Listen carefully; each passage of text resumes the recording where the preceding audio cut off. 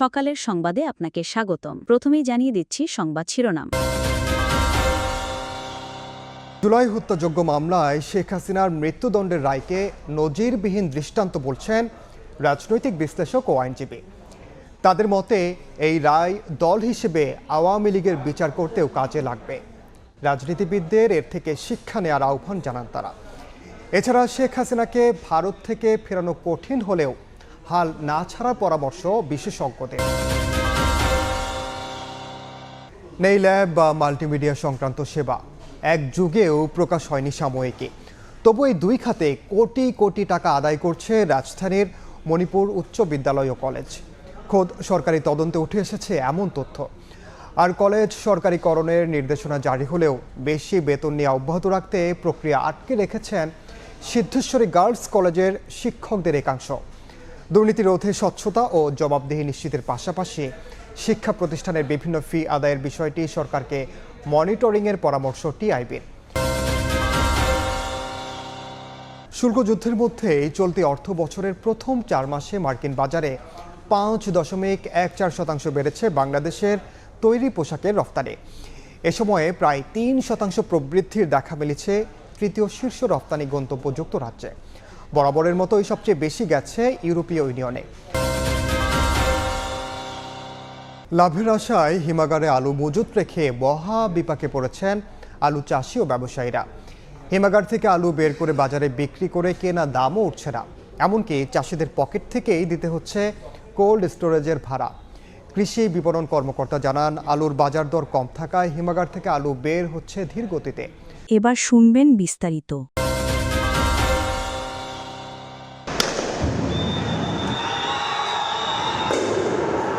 আবু সাইদ মুগ্ধ ও অসীম রিয়াগোপ সহ 1400 ছাত্র জনতাকে হত্যাযজ্ঞের প্রথম রায় দেখল বাংলাদেশ। জুলাই অভ্যুত্থানে ক্ষমতাচ্যুত প্রধানমন্ত্রী শেখ হাসিনা এখন ফাঁসির আসামি। ছাত্র জনতার রোষের মুখে 2024 সালের 5 আগস্ট পতন ঘটে আওয়ামী লীগ সরকারের। হেলিকপ্টারে দেশ ছেড়েন শেখ হাসিনা। এরপর তার বিরুদ্ধে হয় কয়েকশো মামলা। 15 মাসের মাথায় মানবতা বিরোধী 4 অপরাধে মৃত্যুদণ্ড ও একটিতে আমৃত্যু কারাদণ্ড দেন আন্তর্জাতিক অপরাধ tribunal. That is sentence of death. মানবতা বিরোধী অপরাধের পর পুরো বিচার প্রক্রিয়াকে স্বচ্ছ ও আন্তর্জাতিক মানের উল্লেখ করে এই সিনিয়র আইনজীবী বলছেন, এই রায় দল হিসেবে আওয়ামী লীগের বিচারেও কাজে লাগবে। আগে আইসিটি যে সমস্ত বিচার কাজ হয়েছে তার তুলনায় অনেক বেশি স্বচ্ছই আমার মনে হয়েছে। শেখ হাসিনার নিজের বিভিন্ন বক্তব্য, যেখানে তিনি বলছেন যে এটা করা তার দায়িত্ব ছিল, এভাবে আন্দোলন দমন করা। তারপরে হলো একজন স্টেট উইটনেসের বক্তব্য, এটা সাক্ষ্য প্রমাণ যথেষ্ট আন্তর্জাতিক মানদণ্ড অনুযায়ী হওয়ার কথা। যখন দলের বিচারের বিষয় আসবে, এই বিচারের ফলাফল নিশ্চয়ই সেখানে উপস্থাপন করা হবে। শেখ হাসিনার রায়কে নজিরবিহীন দৃষ্টান্ত উল্লেখ করেই রাজনৈতিক বিশ্লেষক বলছেন, জুলাই হত্যাযজ্ঞের পূর্ণাঙ্গ বিচার নিশ্চিতে সব রাজনৈতিক দলকে ঐক্যবদ্ধ থাকতে হবে। আজকের এই রায়টি বাংলাদেশের ইতিহাসে একটা নজিরবিহীন দৃষ্টান্ত হিসাবে প্রমাণিত হয়েছে। যারা ভবিষ্যতে রাজনীতি করবেন তাদের জন্য কিন্তু এখানে বড় একটা ইতিহাসের শিক্ষা। তাদের মধ্যে যদি ঐক্য না থাকে তাহলে কিন্তু এই সিদ্ধান্তটি বা তাকে ফিরিয়ে আনা বা আরো অনেকগুলো কাজ করা একটু চ্যালেঞ্জই হবে। মৃত্যুদণ্ড হয় ভারত থেকে, শেখ হাসিনাকে ফিরিয়ে আনা কঠিন হলেও হাল না ছাড়ার পরামর্শ দুই বিশেষজ্ঞেরই।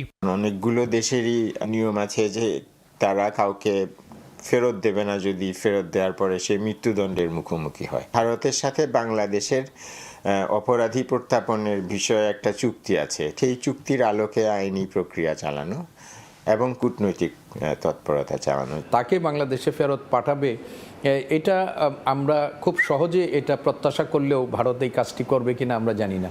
জুলাই আন্দোলন দমনে হত্যার উস্কানি, প্ররোচনা ও নির্দেশ দান, সুপিরিয়র কমান্ড রেসপন্সিবিলিটি এবং জয়েন্ট ক্রিমিনাল এন্টারপ্রাইজের মোট 5 অভিযোগ আনা হয়েছিল শেখ হাসিনার বিরুদ্ধে।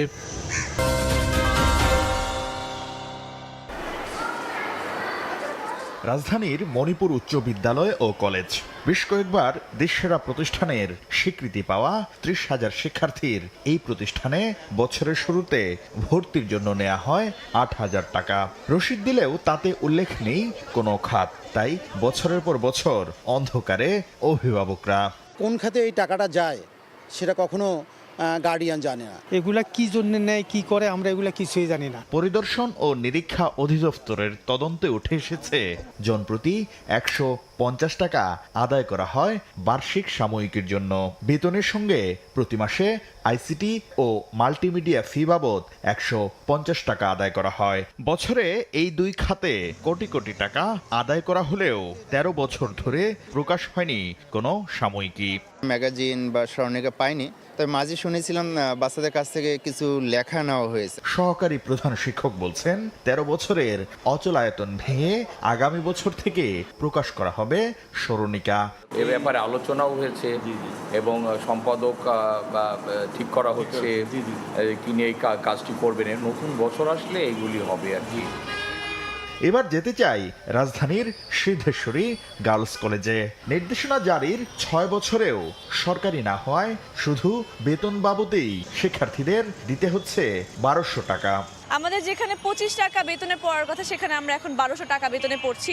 শিক্ষার্থী ও অভিভাবকদের অভিযোগ, কার্যক্রম নিষিদ্ধ আওয়ামী লীগের সাবেক প্রেসিডিয়াম মেম্বার প্রয়াত মতিয়া চৌধুরীর ঘনিষ্ঠ ইমরান হুসাইন ও দলটির সাবেক সংসদ সদস্য নজরুল ইসলাম বাবুর ঘনিষ্ঠ সাদেকিন রহমান ভূঁইয়া সহ শিক্ষকদের একটি অংশ আটকে রেখেছেন সরকারিকরণ প্রক্রিয়া।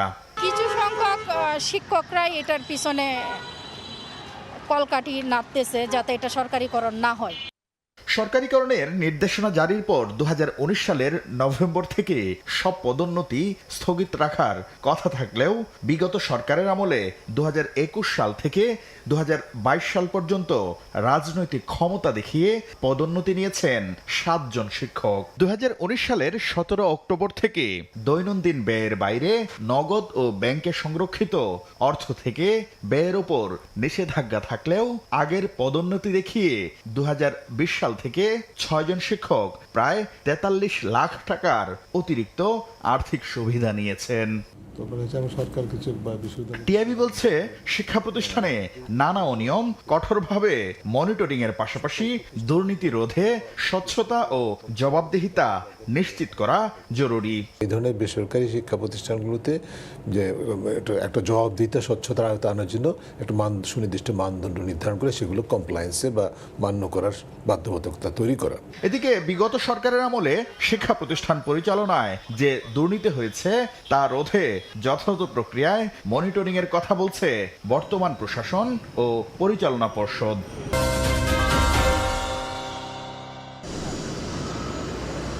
গেল আগস্ট থেকে মার্কিন বাজারে পণ্য রফতানিতে 20% বেশি শুল্ক গুনতে হচ্ছে বাংলাদেশি রফতানিকারকদের। এমন শুল্ক বাধার মধ্যেই দেশটিতে বেড়েছে তৈরি পোশাক রফতানি। রফতানি উন্নয়ন ব্যুরো ইপিবির দেশভিত্তিক রফতানি আয়ের পরিসংখ্যানে দেখা যাচ্ছে গেল জুলাই থেকে অক্টোবর পর্যন্ত বাংলাদেশ থেকে প্রায় $259 কোটি তৈরি পোশাক গেছে যুক্তরাষ্ট্রে। হিসাব বলছে গত বছরের একই সময়ের তুলনায় যা বেড়েছে 5.14%। এ সময় বাংলাদেশি পণ্যের শীর্ষ রফতানি বাজার ইউরোপীয় ইউনিয়নে $625 কোটি 72 লাখ মূল্যের পোশাক বিক্রি করেছেন উদ্যোক্তারা। মোট রফতানির 48% বেশি এই বাজারে গেলেও প্রবৃদ্ধি হয়েছে মাত্র 0.46%। যুক্তরাজ্যে রফতানি হয়েছে $153 কোটি 39 লাখ পোশাক, যা মোট রফতানির 11.81%, আর প্রবৃদ্ধি হয়েছে 2.72%। এদিকে 10.84% প্রবৃদ্ধি নিয়ে কানাডায় রফতানি হয়েছে $44 কোটি 23 লাখ পোশাক। তবে অপ্রচলিত বাজারে কমেছে রফতানি। গেল বছরের একই সময়ের তুলনায় 2.69% কমে 15টি দেশে রফতানি হয়েছে $216 কোটি 99 লাখ তৈরি পোশাক।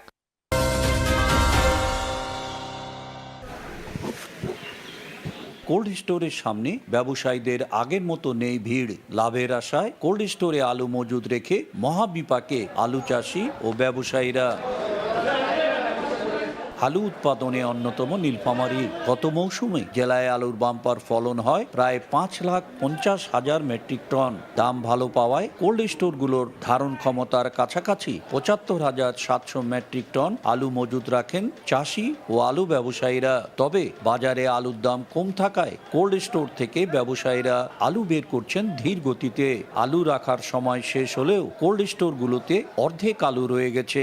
ব্যবসায়ী এবং কৃষকরা বলছেন মজুদ আলু বাজারে বিক্রি করতে গেলে কেনা দামও পাচ্ছেন না তারা, এমনকি কোল্ড স্টোরের ভাড়াও দিতে হচ্ছে পকেট থেকে। খরচাপত্র 14 টাকা, এখন বিক্রি করেছি মনে করুন 9 টাকা, আমার কিভাবে পোষাবে? আমরা যে গৃহস্থগুলো আসি সব এক মাটি। এবছর যে ধাক্কা খাসি, আগামীতে আমি উঠি দাঁড়ে পাবো না। আমাদের মজুদ করছিলাম 82,000 বস্তা, তো এই জগৎ ডেলিভারি হয়ে গেছে 45,000 বস্তা। আলু বের করার সময় বৃদ্ধির কথা জানিয়ে দাম বাড়তে পারে বলে জানান কৃষি বিপণন কর্মকর্তা। যে দামটা বিরাজ করছে এখন বাজারে, এই দামটা থেকে আরও 1 টাকা 2 টাকা বাড়তে পারে, হয়তো কমবে না। নতুন আলু যেহেতু এবার একটু দেরিতে আসবে, সুতরাং পুরাতন আলু যেটা মজুদ আছে সেই আলুটাও কিছুটা হলেও ব্যবহার হবে। নীলফামারীর 11টি কোল্ড স্টোরে আলু মজুদ রাখার ধারণ ক্ষমতা 90,100 মেট্রিক টন।